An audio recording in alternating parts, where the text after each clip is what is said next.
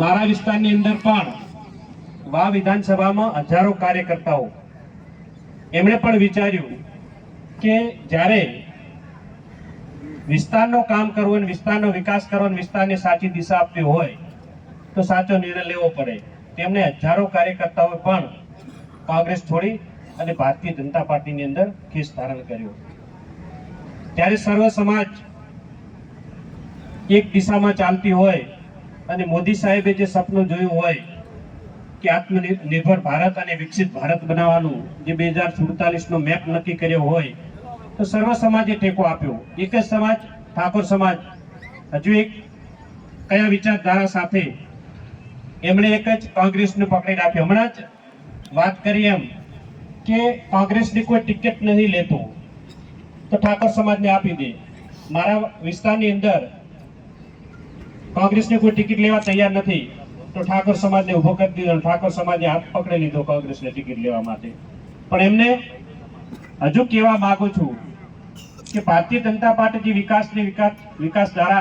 વિચારધારા સાથે કામ કરી રહી છે અને જ્યારે બહુમતી જેવો એક જિલ્લો હોય, જ્યારે વાવ થરાદ જિલ્લો એક બહુમતી ભારતીય જનતા પાર્ટીનો જિલ્લો છે. આમ તો તમને કહેવા માંગુ છું, અમે ઘણી રિક્વેસ્ટ કોંગ્રેસને કરી હતી, કીધું અમારા ભેળા રહો, પણ તમે આ હાઈવે જોઈ અને વાવ થરાદમાં નથી રહ્યા એટલે તમને પણ પસ્તાવો થાય એવું કામ અમે વાવ થરાદમાં કરવાના છીએ. બહુમતીથી જિલ્લા પંચાયત પણ બનાવશું અને તાલુકા પંચાયત પણ બનાવશું. અત્યારે હમણાં જ મોદી સાહેબ આવ્યા હતા અમારા વાવ થરાદ જિલ્લામાં. નાણીની અંદર વાવ થરાદ જિલ્લો એક નાણીની અંદર ઇન્ટરનેશનલ એરપોર્ટ પણ બનવા જઈ રહ્યું છે. એટલે તમે પસ્તાવાના કે ઇન્ટરનેશનલ એરપોર્ટ પણ વાવ થરાદ જિલ્લામાં બનશે. પણ વાંધો નહીં, પાડોશમાં છો એટલે લાભ બધો મળશે. પણ જ્યારે વાવ થરાદ જિલ્લાનું અમે નેમ લીધો છે એ આખા ગુજરાતની અંદર 1 નંબરનો જિલ્લો બનાવવો છે.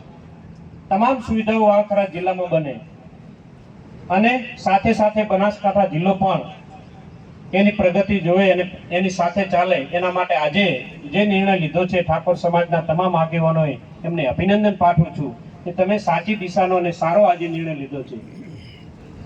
એટલે એમની પણ એક વિચારધારા જે આપણે ભારતીય જનતા પાર્ટીની વિકાસની વિચારધારા એમને પણ ખબર પડી. એમને પણ એમના જાતે જ કહ્યું કે અમારે આ વિસ્તારનો વિકાસ કરવો તો આ વિસ્તારના કામો કરવા હતા, એટલા માટે અમે નિર્ણય લીધો છે. પણ જ્યારે કીર્તિસિંહ બાપુ હું જ્યારે એમને ત્યાં મહેમાન ગતિ જાઉં ત્યારે તમારા વખાણ જ થાચા કે આવા ધારાસભ્ય અમને ક્યાંય ના મળે. સર્વ સમાજને સાથે લઈને ચાલવા વાળા આપણા કીર્તિસિંહ બાપુ એમના વખાણ જ કરે. પણ ક્યાંક એ લોકો કોંગ્રેસમાં જોડાયેલા એટલે કે અમે કોંગ્રેસમાં બેઠા, કીધું હવે શું કોંગ્રેસમાં વધ્યું છે. અમે તમારા સગાવાલા બધા બીજેપીની અંદર લવિંગજી હોય, હું નાગરજી હોય, તમામે તમામ એમનું સગું બધું ભાજપમાં. અને જ્યારે 2022ની ચૂંટણી લડતો હતો ત્યારે બાપુએ કીધું કે હવે તો તમે લડો રાખ્યો, તમે જ કેવરો, તોય અટકાતા હતા અહીંયા પ્રચાર કરવામાં કે અમે તો કોંગ્રેસમાં છે. પણ તમામ સમાજ હવે તો તમે લડી રહ્યા છો, તમારે અટકાવવાનું ના હોય, તમારે ખુલ્લીને આપવાનું હોય. એટલે હવે એ પણ સમાધાન થઈ ગયું. હવે ભારતીય જનતા પાર્ટીનો પણ કેસ પહેરી લીધો એટલે એ પણ આડું આવતું નથી. એટલે હવે ખુલ્લી મદદ કરશે. આ પણ આપણી તાલુકા અને જિલ્લા પંચાયતની ચૂંટણી આવી રહી છે.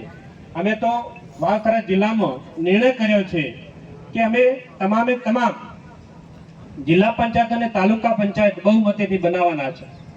એવો તમે પણ વાવ થરાદની બનાસકાંઠાની અંદર તમે પણ એવો નિર્ણય લો કે આપણે પણ જિલ્લા પંચાયત અને તાલુકા પંચાયત